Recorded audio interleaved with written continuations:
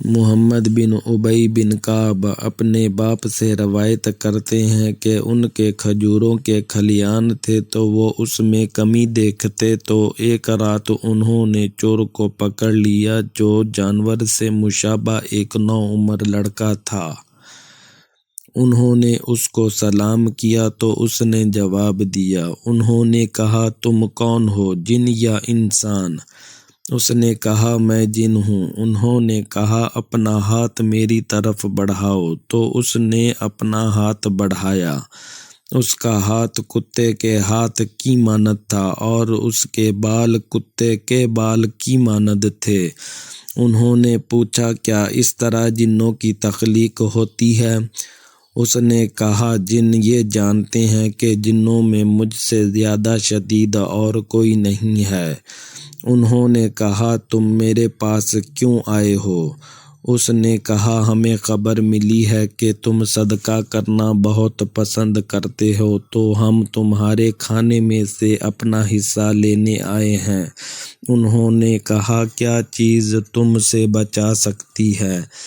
اس نے کہا وہ آیت جو سورہ بقرہ میں ہے۔ اللہ لا الہ الا ہو الحی القیوم لا تأخذہ سنۃ ولا نوم لہ ما فی السماوات وما فی الارض من ذا الذی یشفع عندہ الا بإذنہ یعلم ما بین ایدیہم وما خلفہم ولا يحيطون بشيء من علمه إلا بما شاء وسع كرسيه السماوات والأرض ولا يعوده حفظهما وهو العلي العظيم۔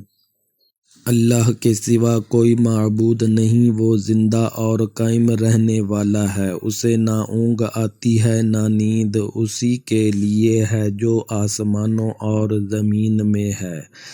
کون ہے جو اس کی اجازت کے بغیر اس کے سامنے شفاعت کر سکے؟ وہ جانتا ہے جو ان کے آگے اور پیچھے ہے، اور وہ اس کے علم میں سے کسی چیز کا احاطہ نہیں کر سکتے سوائے اس کے جو وہ چاہے۔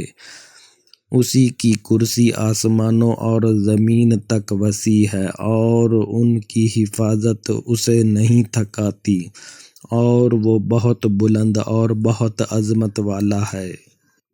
جو کوئی اسے رات کو پڑھے گا وہ صبح تک ہم سے پناہ میں رہے گا، اور جو صبح اسے پڑھے گا وہ رات تک ہم سے پناہ میں رہے گا۔ پھر جب صبح کو انہوں نے اس بات کا ذکر رسول اللہ صلی اللہ علیہ وآلہ وسلم سے کیا تو آپ صلی اللہ علیہ وآلہ وسلم نے فرمایا اس خبیث نے سچ کہا ہے۔